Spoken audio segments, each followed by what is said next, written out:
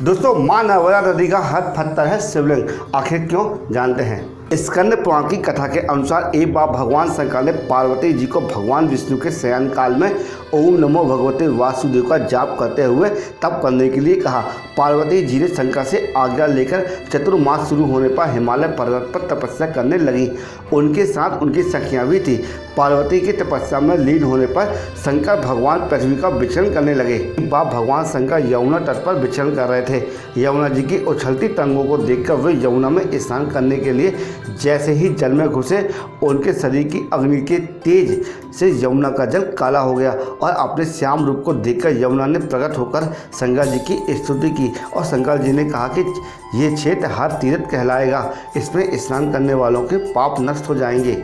भगवान शंकर ने मनोहर रूप बनाया और ऋषि मुनियों के घरों में घूमते हुए नृत्य कर रहे थे।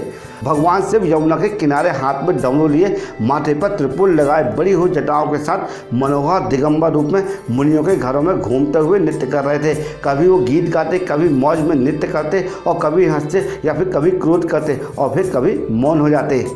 उनके इस सुंदर रूप को देख के बहुत सी मुनिपतियाँ भी नृत्य करने लगी। इस सुंदर रूप में मग्न होकर बहुत सी मुनिपतियाँ भी उनके साथ नृत्य करने लगी। मुनि शिव जी के इस वेश को पहचान नहीं सके, बल्कि उन पर क्रोध करने लगे। मुनियों ने क्रोध में आकर शिव जी को श्राप दे दिया कि तुम लिंग रूप हो जाओ। शिव जी वहाँ से अदृश्य हो गए। उनका लिंग रूप अमरकंटक पर्वत के रूप में प्रकट हुआ और वहाँ से नर्मदा नदी प्रकट हुई। इस कारण नर्मदा में जितने पत्थर हैं वे सब शिव रूप हैं। नर्मदा का हर कण कंकड़ शंकर है। मां नर्मदा जी के संबंध में एक और कथा प्रचलित है, आइए जानते हैं। प्राचीन काल में नर्मदा नदी ने बहुत वर्षों तक तपस्या करके ब्रह्मा जी को प्रसन्न किया। प्रसन्न होकर ब्रह्मा जी ने वर मांगने को कहा। तब नर्मदा जी ने कहा कि यदि आप मुझसे प्रसन्न हैं तो मुझे गंगा के समान कर दीजिए।